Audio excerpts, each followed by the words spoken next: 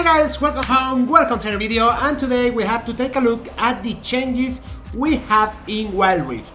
And these changes have already entered the server, so you will be playing with this, so bear in mind that some champions will have changed and we have to adapt to that.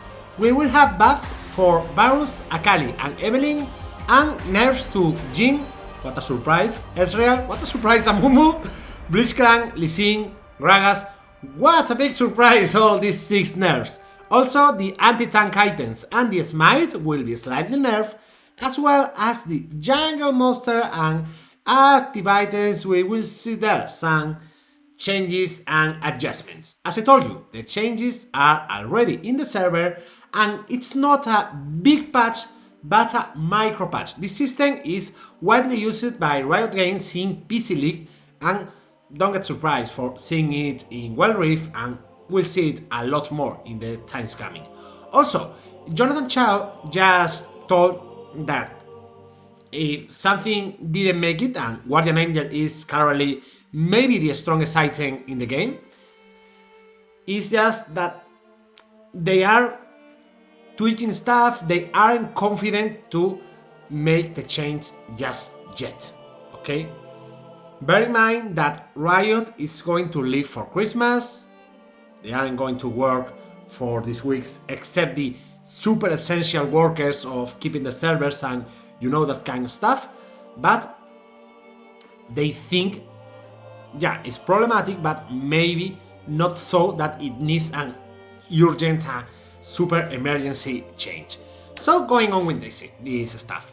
Jhin, he will have less attack speed in the early game and the same at level 15. So in general, less attack speed for him. Jhin will start with 0.66 and he had 0.75. At level 15, he will have 0.94.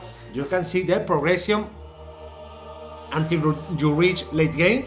You will attack way slower. It's the intention from Riot, slowing Jhin down in all phases of the game, but also bearing in mind the build that you currently are getting with Jhin based on the Guardian Angel, as well as this rune that amplifies your damage as long as you don't die.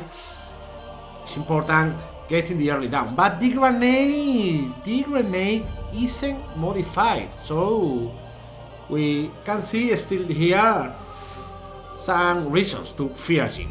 Also, he will have less attack damage per level. He had 5.5 and now he has 4.55. At level 15 without titans, he had 196, now he will have 177. In the traps, he had a 45% slow, now he has a 30% one. This 45% slow almost assure Jhin hitting you if he aimed well and you hadn't boost, so it's normal. This gets nerfed when Jhin is strong. And lastly, the curtain call, the ultimate, is getting more cooldown. Had 80, 70, 60 seconds, now it will have 95, 80, 65 seconds. Going into Varus, Varus is currently one of the worst ADCs in Wild Rift, and they want to fix this a bit. So he will have 330, sorry. Move speed, he had 325, and in the Blighted Quiver, he will have 25 seconds instead of 30 cooldown, and the buff will last for 6 instead of 4 seconds. As well, the damage will be amplified a bit. He had between 3 and 4.5% maximum health damage, now the damage will be between 3.5 and 5% max health. Remember, the cooldown is for this amplification, this empowerment of the big arrow, the Q in PC League. Will this be enough? Probably not. But, well, it's just a bit of love for Varus and especially getting to get rid of tanky supports. Ezreal is super mobile and now they want to avoid it. So he's getting a big chunk of nerfs, not only in mobility but also in damage. The passive will get him less attack speed from 12.5% to 10% attack speed per charge. So, doing the quick math, he had before a maximum of 72.5%, now he has a maximum of 50%. So, it's quite a, well, sorry, 72, no, 62. Okay, 62. In the missing shot, he had between 20 and 125, now he will have between 20 and 110 damage. And the arcane shift, the jump, an ability key for being safe with Ezreal, he had between 19 and 30 seconds, and now will have between 25 and 16. This is a very big change for Ezreal, as he will have to position a lot better. You don't have now this ability to help you get out of trouble as often, so learn how to position better, because you are going to need it a lot. 6 seconds at level 1 is a lot of extra time. Akali, I personally seen some good Akalis out there, but in general the champion is not very popular in Wild Rift.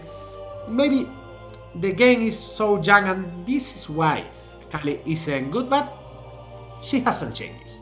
The armor is going to be 35 instead of 30. The assassin marks, the passive, is going to grant her 50 instead of 40% movement speed when picking up the camera and getting out of the circle. The Twilight Shroud, the smoke, will have 80 instead of 20 seconds cooldown, and the bonus movement speed while in the smoke is amplified. She had between 25 and 40%, now she will have between 30 and 45%. And the Shuriken flip, this Shuriken, the third ability, she launches and she can launch at the target by reactivating it, will have a bit more of range, 7.5 from 7 it had before. How is the range in Wild Rift measured? Once we have more data from the API, we will be able to make us a better idea. But well, we can kinda make up our mind and get the data from practical application. Evelynn is going to have more range on her hate spike, her Q in PC League, and better AP ratios. The AP ratio is being 50% instead of 40, and the range was 5 and now is 6.5. So this extra range is going to help her quite a bit landing this extra chance. I mean, is a nice range improvement, so this chance will be easier. Evelynn, I think, will be in a curious spot because she is not so bad per se, but it's bad because the other options, Lee Sin, Olaf, Shyvana, Amumu, are way better. Which effect will all this have on her? I wanna see. Amumu. Well, Amumu is going to cry, but cry for real, because his cry, his despair, now deals less damage, but way less damage. He dealt between 20 and 35, now he deals between 10 and 25. You can see this damage reduction per second is destroying the base damage of this ability. And the ultimate now stands for less.